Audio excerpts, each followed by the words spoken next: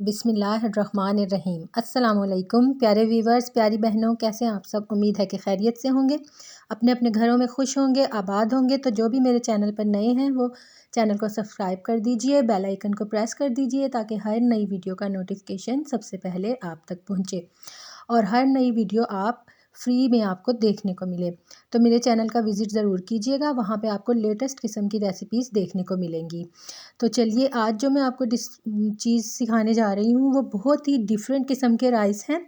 आपने आम किस्म की बहुत सी पुलाव बनाई होंगी, बिरयानियाँ बनाई होंगी, तो ये बहुत ही हट के एक पुलाव है जो हरी भरी कोफ्ता पुलाव है और बहुत ही डिफरेंट बनती है और इसकी पुलाव का टेस्ट भी बिल्कुल चेंज है, इसमें कोफ्तों का टेस्ट भी बिल्कुल चेंज है।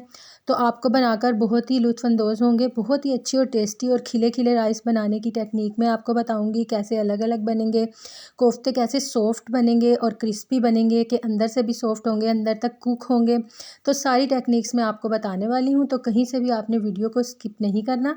तो सबसे पहले कोफ्ते बनाने के इंग्रेडिएंट नोट कर लीजिए। उसके लिए हमें जो जो चाहिए, मैंने बोनलेस चिकन लिया था हाफ़ kg। आप चाहें तो कीमा भी ले सकते हैं, लेकिन बोनलेस चिकन अगर आप ख़ुद लें तो उससे बहुत अच्छे बन के तैयार होंगे। तो आपने बोनलेस चिकन ले लेना है और उसकी छोटी छोटी बोटियां करके उसका कीमा ख़ुद बनाना है। सबसे पहले हमने कोफ्ता भी बनाने से पहले एक प्याली दही लेनी है, 1 पाव के करीब। उसकी मैरिनेशन करके हमने रख लेनी है, जो दही राइस में डलेगी। तो ये जो ज़ीरा था इसको मैंने भून के दरदरा सा कूट लिया है, चिली फ्लेक्स लिए हैं और पिसा हुआ गरम मसाला लिया है और 4 हरी मिर्चें ली हैं। 1 टीस्पून ज़ीरा है, 1 टीस्पून चिली फ्लेक्स हैं और हाफ़ टीस्पून गरम मसाला है पिसा हुआ। इसमें ज़ीरा मैंने भून के कूट लिया था फ्रेश, तो उसकी बहुत ही अच्छी खुशबू आती है और अरोमा आता है राइस के अंदर। और 4 हरी मिर्चें बिल्कुल फ्रेश लेके ये दही मैरिनेट करके हमने सबसे पहले एक साइड पर रख देनी है। इसको अच्छे से मिक्स कर लीजिए, इससे राइस में बहुत ही अच्छा टेस्ट आने वाला है और इससे जूसी और सॉफ्ट किस्म के राइस बनेंगे और इससे बहुत ही अच्छा टेस्ट राइस के अंदर आएगा। तो चलिए कोफ्ते बनाने स्टार्ट करते हैं। 4 हरी मिर्चें मैंने ली हैं और 1 प्याज लिया है, उसे रफली चॉप कर लिया और 1 गट्ठी हरा धनिया लिया है, क्योंकि ये हरे भरे कोफ्ते हैं तो इसमें हरा धनिया ज़्यादा जाएगा। तो सबसे पहले अपने चॉपर में आप हरा धनिया डालिए, हरी मिर्चें डालिए और 1 प्याज को स्लाइस कट करके इसके अंदर डाल दीजिए। अब इसको अच्छे से चॉप कर लीजिए। ये देखिए बारीक बारीक जब ये चॉप हो जाएगा तो इसके अंदर हमने छोटी छोटी बोटियां करके, जो बोनलेस चिकन लिया था हाफ़ kg मैंने लिया था, तो वो इसके अंदर ये देखिए छोटी छोटी बोटियां करने के बाद मैंने इसको चॉप कर लिया। इस सारे मसाले को इकट्ठा चॉप कर लिया है। तो ये इस सिचुएशन में आ गया, ये देखिए। और इसको ये भी चेक कर लीजिए कि इसका बिल्कुल मुलायम पेस्ट बन जाना चाहिए, इसमें ग्रेन्स या कोई भी छोटी छोटी बोटियां नहीं रहनी चाहिए। इसका अच्छे से पेस्ट कर लीजिए। अब जब ये सारी चीज़ें चॉप हो गई हैं तो आपने इसको एक बाउल में निकाल लेना है। बड़े मिक्सिंग बाउल में इसको निकालिएगा ताकि हमें मिक्सिंग में आसानी रहे, छोटे बाउल में मिक्स नहीं होगा। तो ये देखिए, अब इसमें हम स्पाइसेस ऐड करेंगे। तो इसमें 3 स्पाइसेस जाएंगे, नमक, लाल मिर्चों का पाउडर और पिसा हुआ गरम मसाला। नमक और मिर्चें अपनी मर्ज़ी के मुताबिक ऐड कीजिए। मैंने 1 टीस्पून लाल मिर्चें ली हैं और 1 टीस्पून नमक लिया है। उसके बाद बेसन को भून लिया है। बेसन को आपने लाजमन तवे पे भूनना है या कढ़ाई में। भूनने के बाद आपने 4 टेबलस्पून बेसन इसके अंदर डालना है।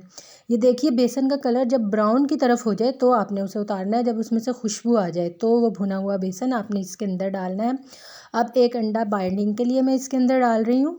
बेसन में आपने ये ज़रूर केयर करनी है कि जब वो अच्छे से भुन जाए तो आपने इसके अंदर डालना है। अगर आप कच्चा बेसन डाल देंगे तो कोफ्तों का टेस्ट बिल्कुल ख़राब हो जाता है।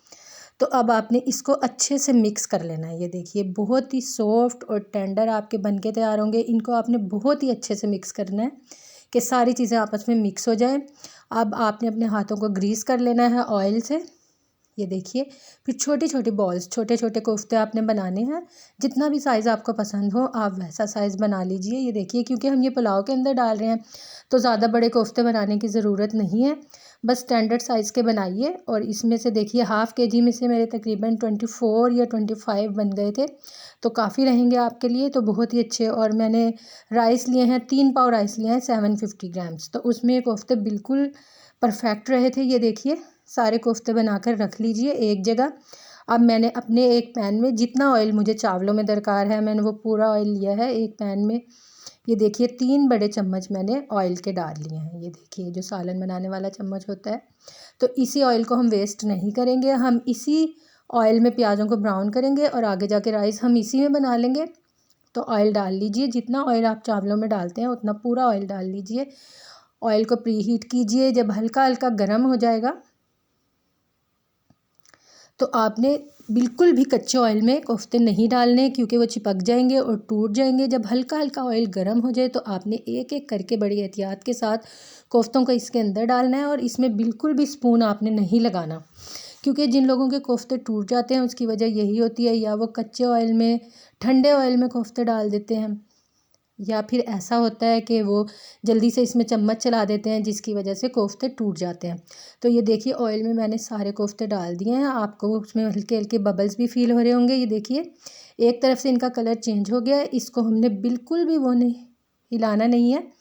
یہ دیکھیے اب آرام سے اسپیچولا کی مدد سے ایک ایک کوفتے کو آپ فلپ کیجئے۔ یہ دیکھیے ایک ایک کو آپ نے کرنا ہے، بالکل بھی جلد بازی نہیں کرنی، یا اگر آپ چاہیں تو کڑھائی کو کپڑے سے ہلا کر بھی اس کو الٹ سکتے ہیں۔ یہ دیکھیے جیسے بھی آپ کو ایزی لگے ویسے ہی کیجئے۔ یہ دیکھیں اب ان پہ گولڈن کلر آ چکا ہے، ہم نے انہیں اوور کوک نہیں کرنا کیونکہ یہ رائس کے ساتھ بھی پکیں گے۔ تو دیکھیے بس گولڈن کلر آنے پر آپ نے ایک ایک کوفتے کو بالکل سٹرین کر کے آئل کو سٹرین کر لیجئے، اور جیسے بھی آپ کو ایزی لگتا ہے اس کو چمچ کی مدد سے آہستہ آہستہ نکال کر ایک پلیٹر پر رکھ لیجئے۔ یہ دیکھیے سارے کوفتے کوک ہو چکے ہیں، ان کا کلر ماشاءاللہ کتنا گولڈن ہو چکا ہے، بہت ہی خوبصورت کوفتے بن کر تیار ہوئے ہیں۔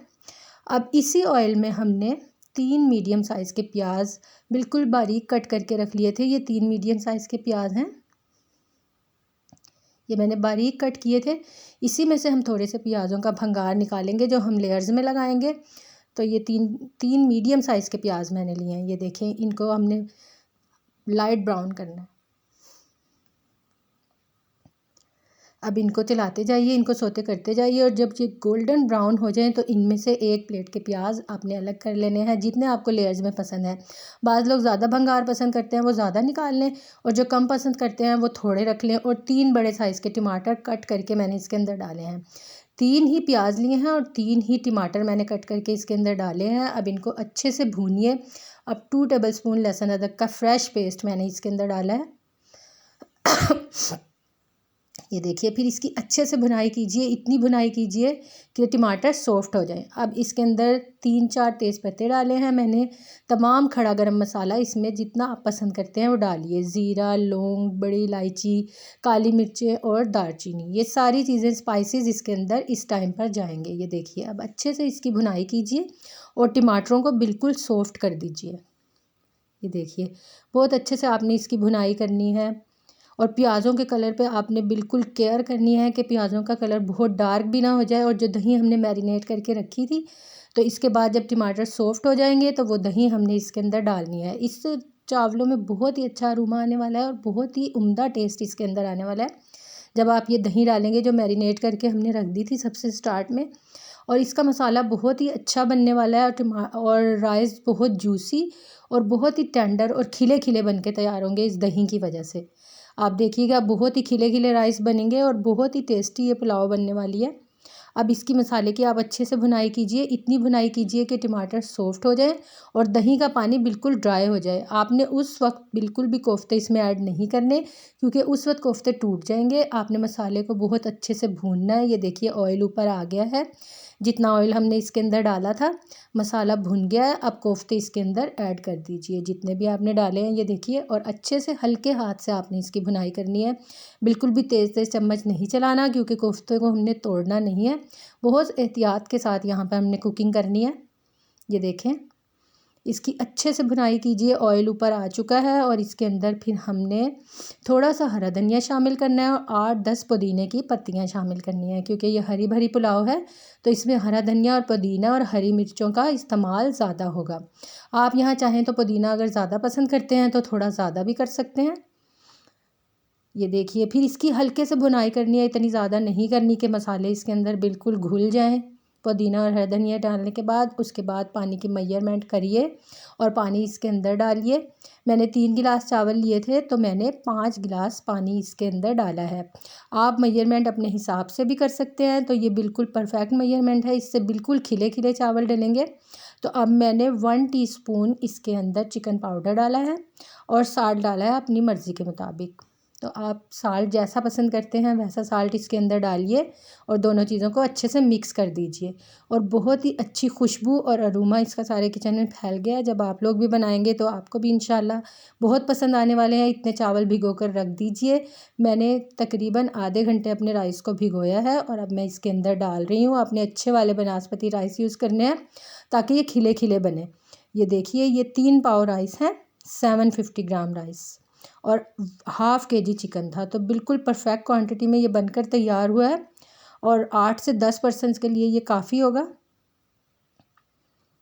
یہ دیکھیے، اور تھوڑا سا یلو فوڈ کلر میں نے ڈیزولو کر کے رکھ لیا تھا، جو سب سے لاسٹ میں دم لگانے سے پہلے اس کے اوپر سپرنکل کروں گی۔ یہ دیکھیں، اور جو بھنگار ہم نے بچا کر رکھا تھا وہ تھوڑا سا اس کے اوپر ڈالیے، اور تھوڑا سا ہم سرو کرتے ہوئے اس کے اوپر ڈالیں گے۔ تو بھنگار آپ کو جتنا بھی پسند ہے اتنا زیادہ آپ یوز کر سکتے ہیں تلی پیاز کو۔ یہ دیکھیے تھوڑی تلی پیاز میں نے رکھ لی ہے جو میں سرونگ کے وقت ڈالوں گی اس کے اوپر۔ تو یہ دیکھیے اس کی لک ماشاءاللہ بہت ہی زبردست، اور آپ کو پتہ چل رہا ہوگا کتنے کھلے کھلے رائس بن کر تیار ہوئے ہیں۔ تو آپ نے پانی کا ریشو بالکل صحیح رکھنا ہے تاکہ آپ کے رائس کھلے کھلے بن کر تیار ہوں۔ یہ دیکھیے بہت ہی اچھے الحمدللہ کھلے کھلے، یہ دیکھیے بہت ہی بیسٹ رائس بن کر تیار ہوئے ہیں۔ 5 منٹ کے دم کے بعد میں نے انہیں کھولا ہے تو بہت ہی بیسٹ بن کر تیار ہوئے ہیں۔ چلیے انہیں ڈش آؤٹ کرتے ہیں۔ یہ دیکھیے آپ کو اس کی رنگت اور اس کا آپ کو پتہ چل رہا ہوگا کہ کتنے جوسی رائس بنے ہیں، کوفتے ٹینڈر ہو چکے ہیں، اندر سے کوک ہو چکے ہیں، اور رائس کے اندر اس کا ٹیسٹ ایک دوسرے کو کمپلیمنٹ کر رہا ہے۔